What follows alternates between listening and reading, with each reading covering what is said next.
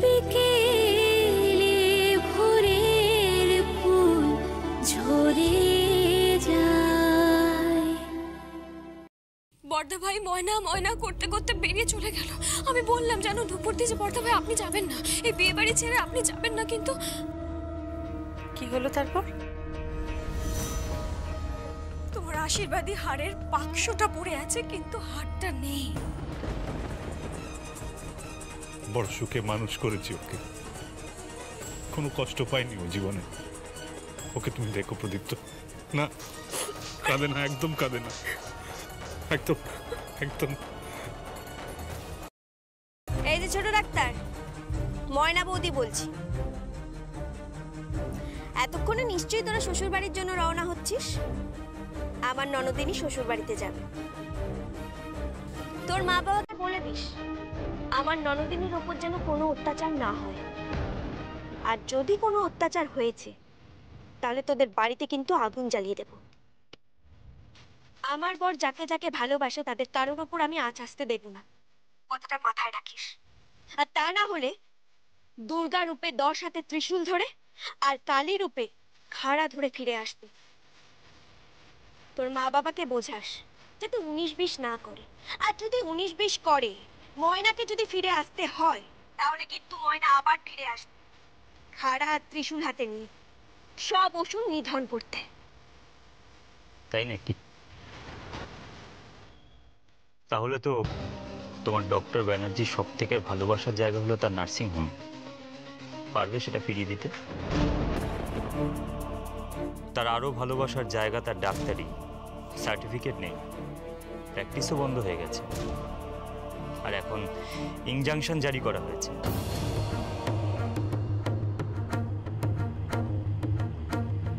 বাঁচাতে পারবে? পারবো, পারবো আমি। ডাক্তার ব্যানার্জির নাম যেখানে যেখানে খোদাই করা আছে সেই সমস্ত জায়গা থেকে পাপ মুছে আমি ওকে উদ্ধার করব। মাথায় রাখিস, আমি যদি দুর্গা হই তাহলে ও আমার শিব, আমার শিব। কার সাথে কথা বলছো তুমি? ময়নার সঙ্গে কথা বলছো প্রদীপ্ত? হ্যাঁ ময়না বৌদি। আমি একটু ফোনটাতে আমি কথা বলবো। ময়না, হ্যালো, তুই কোথায় ময়না? তুই একটিবারের জন্য বাড়ি আয়, তোর সাথে আমার কিছু কথা আছে। ময়না শোন। ভালো থাকিস ভালো দিদি, আমাকে খোঁজার চেষ্টা করিস না। সুখে থাক, ভালো থাক। লক্ষ্মীটি ময়না, তুই আমার কথাটা শোন। আমার হ্যালো, হ্যালো ময়না শোন। হ্যালো ময়না,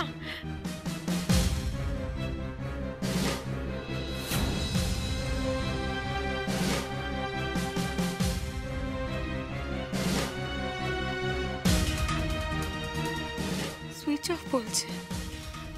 আরে ও চুরি করেছে নুপুরদি।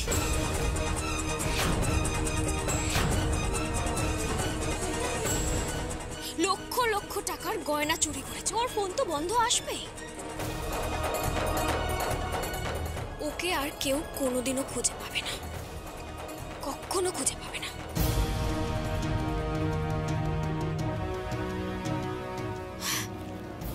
চলো প্রদীপ্ত, পুপু আয়, সুপর্ণা পুপুকে নিয়ে আয়।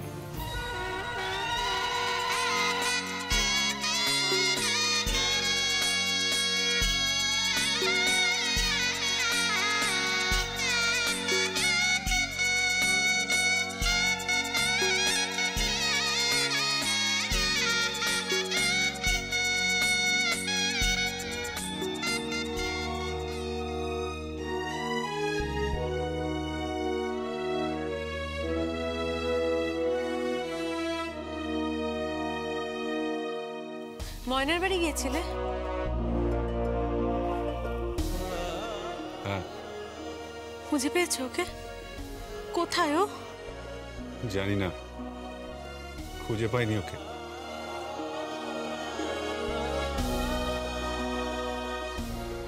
খুব ভালোবাসো না তুমি ওকে শুভ?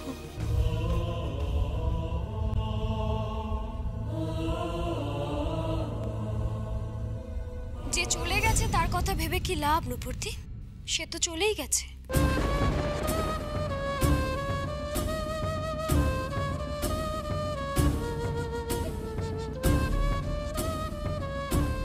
এবার তোমরা দুজনে সুখে সংসার করো, বুঝলে? হ্যাপি কাপল, সুখী দম্পতির মতো। বাই দ্য ওয়ে বর্দা ভাই, আমি শুনলাম নার্সিং হোমে নাকি কি সব সমস্যা হয়েছে, সাক্ষ্য প্রমাণ সব লোপাট হয়ে গেছে। হ্যাঁ, দেখবেন বর্দা ভাই আবার জেলে টেলে চলে যাবেন না যেন। না মানে দুটো মেয়েকে নিয়ে এমনিতেই আপনার যথেষ্ট বদনাম হয়েছে, আবার যদি আপনি জেলে চলে যান তাহলে কিন্তু এ বাড়িতে আপনাকে থাকতে দিতে পারবো না। এ বাড়িতে থাকতে দেবার বা না দেবার তুমি কে? আর কদিনের মধ্যেই এই বাড়িটা রেজিস্ট্রি করে নেব আমি।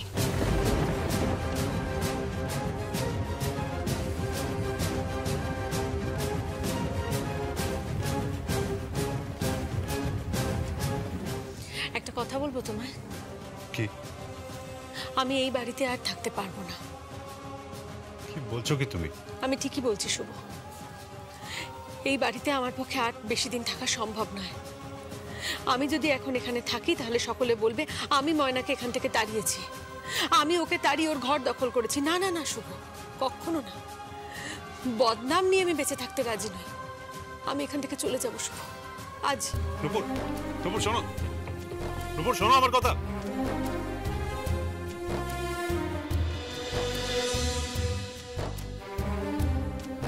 নূপুর, নূপুর, নূপুর প্লিজ শোনো আমার কথা। তুমি যেও না এখান থেকে প্লিজ, আমি তোমাকে হাত জোর করছি নূপুর, প্লিজ রিকোয়েস্ট করছি তোমাকে। আমি কেন এখানে থাকবো শুভ? আমি কেন এখানে থাকবো তুমি বলতে পারো আমায়? এই শাখা পলা সিঁদুর এগুলো সব নকল, এগুলো মিথ্যে, এগুলোর কোনো দামই নেই আমার কাছে, সেটা তুমি খুব ভালো করে জানো। তোমার সাথে বিয়েটা আমি মানি না, সেটা তুমি খুব ভালো করে জানো। ইনফ্যাক্ট তুমিও মানো না। তুমি ভালোবাসো ময়নাকে, তুমি ময়নাকে ভালোবাসবে আর সংসার করবে আমার সঙ্গে, এটা সম্ভব নয় শুভ। এটা আমার পক্ষে দিনের পর দিন ধরে মেনে নেওয়া আর সম্ভব নয়। আমাকে প্লিজ যেতে দাও, প্লিজ, আমি রিকোয়েস্ট করছি শুভ, আমাকে যেতে দাও। আমি আর এখানে থাকতে পারছি না, তুমি বিশ্বাস করো, আমার আর এখানে ভালো লাগছে না, আমার দম বন্ধ হয়ে আসছে এখানে। তুমিও যদি এখান থেকে চলে যাও তাহলে আমি কি নিয়ে বাঁচবো নূপুর?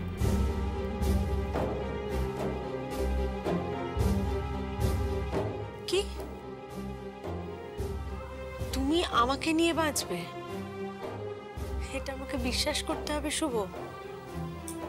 এতদিন পরে এটা আমাকে শুনতে হবে আর এটা আমাকে বিশ্বাস করতে হবে যে তুমি আমায় নিয়ে বাঁচবে।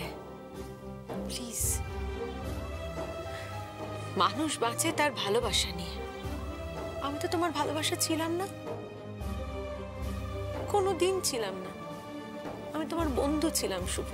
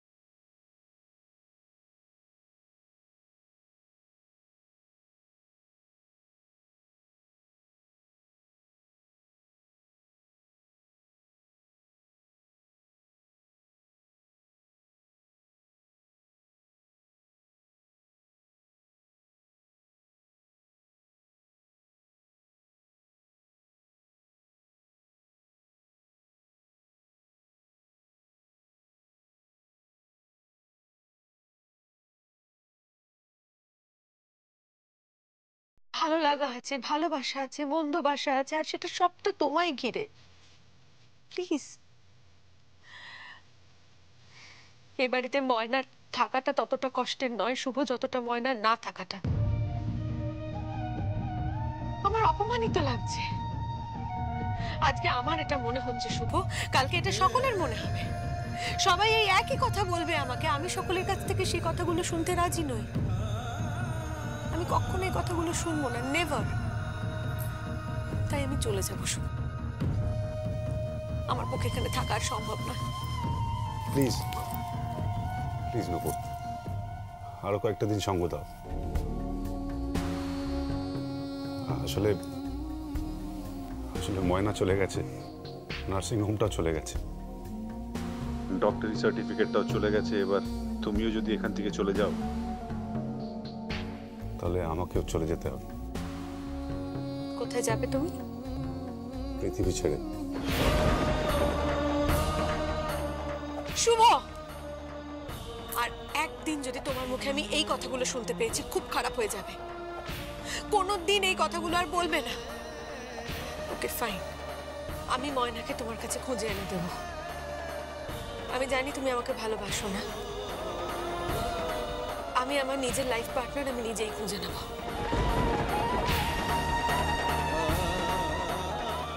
কি বলছো কি তুমি? হ্যাঁ, তোমার সঙ্গে গোটা জীবনটা আমার পক্ষে বাঁচা সম্ভব নয় শুভ, এটা আর হয় না। তাই আমাকে আমার জীবন সঙ্গী নিজেকেই বেছে নিতে হবে, খুঁজে নিতে হবে। তবে ময়নাকে আমি খুঁজে দিয়ে যাব। পুজো পর্যন্ত আমি এ বাড়িতে থাকবো, পুজোর পরে আমি এ বাড়ি থেকে চলে যাব। আর বাকি রইল এই পরিবার। এই পরিবারকে নিয়ে আমি খুব একটা ভাবিত নই শুভ। পুজোর পর আমি চলে যাব, আর ময়নাকে যেখান থেকে হোক, যেভাবে হোক, তোমার কাছে আমি ফিরিয়ে নিয়ে আসবো। I promise this to you.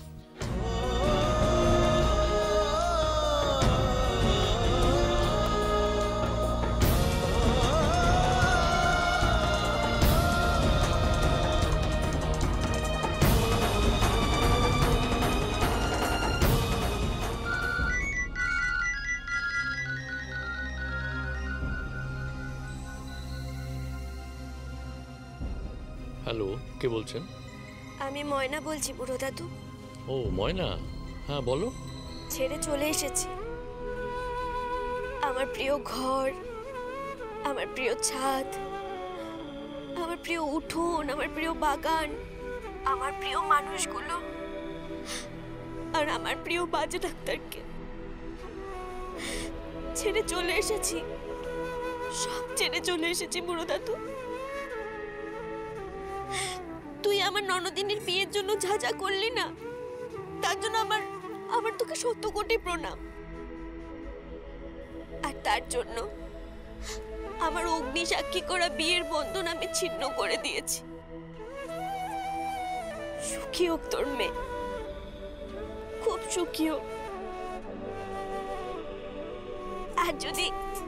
আর যদি ওদের বাচ্চা কাচ্চা হয় না, আমার কিন্তু জানাস, ভুলে যাস না কিন্তু।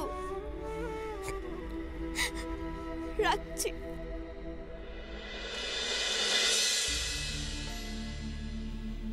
I'm sorry, Moina. I'm sorry. I'm really sorry, Moina.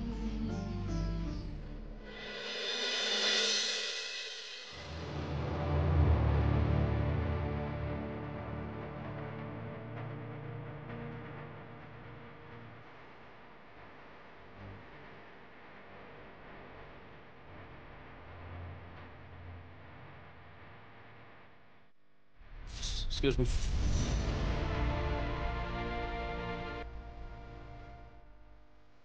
এটা বলছিলাম যে ওই কেসটার কি হলো? কোন কেস? মানে আমাদের শুভঙ্করের কেসটা।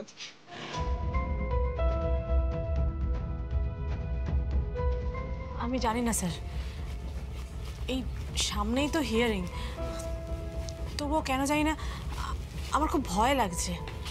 কেন? স্যার, আপনি আমরা সবাই জানি যে ওই কনক কাকুন এর পেছনে রয়েছে, আর উনি স্যারকে কিছুতেই জিততে দেবেন না, কিছুতেই না। কি বলছো কি তুমি? হ্যাঁ স্যার, আমার খুব চিন্তা হচ্ছে। ওই সাদা পাটালি আমাকে চেনে না।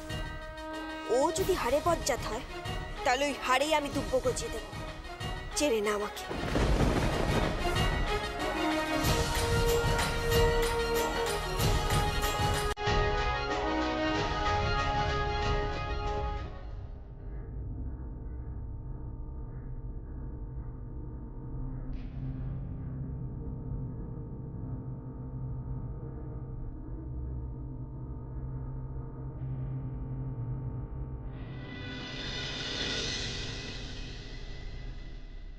শোন, বাসিরকে যেন আমি এই চত্বরে না দেখি। ওকে টাকা দিয়ে সরিয়ে দে। হ্যাঁ, আর ওকে বলবি যে কোর্টের ধারে কাছে যেন ওকে না দেখতে পাই, আর যদি দেখতে পাই তাহলে মেরে ফেলে রেখে দেবো। ঠিক আছে।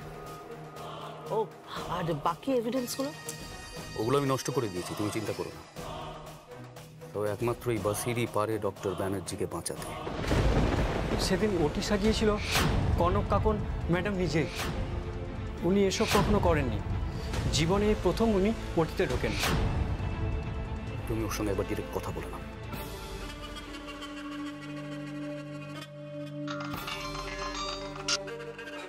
হ্যালো বাসির। হ্যাঁ, কথা বল।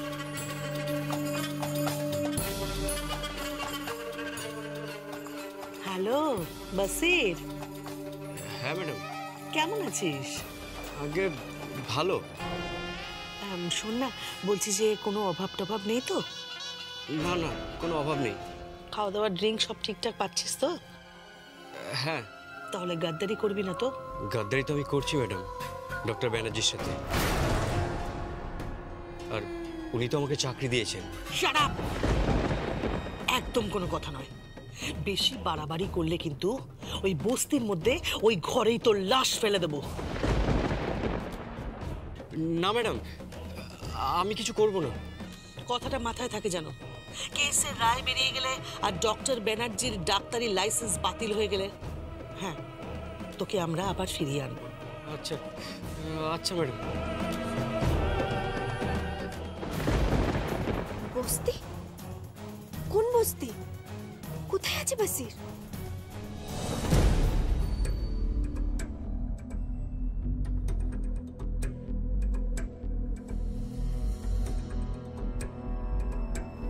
এই, এখানে কি করছো? কিছু না। এই শোনো, তুমি এখানে কি করো? বাথরুম সাফা করি। বাথরুম সাফ করো? তাহলে যাও, গিয়ে বাথরুম সাফ করো। এখানে দাঁড়িয়ে উকি মারছিলে কেন? যাও। স্ট্রিংস, মেয়েটার মুখটা খুব চেনা চেনা লাগছিল। এই হ্যালো, লিসেন লিসেন। কি হয়েছে কি?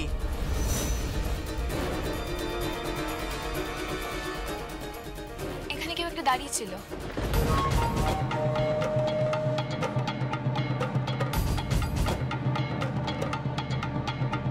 কে? বললো তো হসপিটালের কোনো সুইপার টুইপার হবে, আই গেস। ও, সে তো ঝাড়ু দিতেই পারে, তাতে কি হয়েছে? বলো, তুমি কেন এসেছো বলো। ও, ডক্টর জিৎ, আপনি একবার চলুন। কেন? পেশেন্ট বাড়ি আপনার সঙ্গে দেখা করতে চাইছে। কেন? কি কথা বল? আর তাছাড়া এই বিষয়ে কি কথা বলার আছে? না না না, আমি আমি আমি কোনো রিস্ক নেব না। যতক্ষণ না ইনভেস্টিগেশন রিপোর্ট আসছে আমি কোনো রিস্ক নেব না। ডক্টর, ওটিটা তো আমাদের করতে হবে। কি করে করব? এরপর যদি একটা পেশেন্ট মারা যায় তাহলে পাবলিক আমাদের পিটিয়ে মারবে। ওরা বোঝে? ওরা কি বোঝে ডাক্তারের কষ্ট? ওরা বোঝে? হ্যাঁ, আরে বাবা, আমরা তো মানুষকে বাঁচানোর জন্যই আছি। ঠিক তাই, ঠিক তাই। আমরা তো মানুষদের বাঁচানোর জন্যই আছি। মৃত্যু তো মানুষের হতেই পারে, পৃথিবীতে মানুষ মরবে না এমন তো হতে পারে না। কিন্তু মরার পরে ভাঙচুর, অত্যাচার, এসব কি হচ্ছে? কি আরম্ভ হয়েছে সব? দেখুন, ক্লিনিক্যালি আমরা আর কোনো ডিসিশন নেব না। এরপর আমরা যা ডিসিশন নেব সবাই মিলে নেব, সবাই মিলে সই করবে, তারপর আমি ওটিতে যাব, তার আগে নয়। আর তাতে যদি কোনো পেশেন্ট মারা যায় আমার কিছু করার নেই। I am sorry. কি বলছো কি তুমি? আই এম সরি, কারণ এরপর যদি কোনো পেশেন্ট মারা যায় আমি অ্যাটলিস্ট আর মার খেতে চাই না। তার মানে ওটিটা হচ্ছে না, তাই তো? কেন হচ্ছে না? ওটি আমি করব। পেশেন্ট পার্টি যতই মারুক, মানুষ বাঁচানো আমার কাজ। পিঠ বাঁচিয়ে আমি কখনো পালিয়ে যাব না। একদিন তো লোকে বুঝতে পারবে যে ওরা যেটা করছে সেটা ভুল করছে। এভাবে ডাক্তারদের কখনোই মারা উচিত না। এসো আমার সাথে। Yes sir.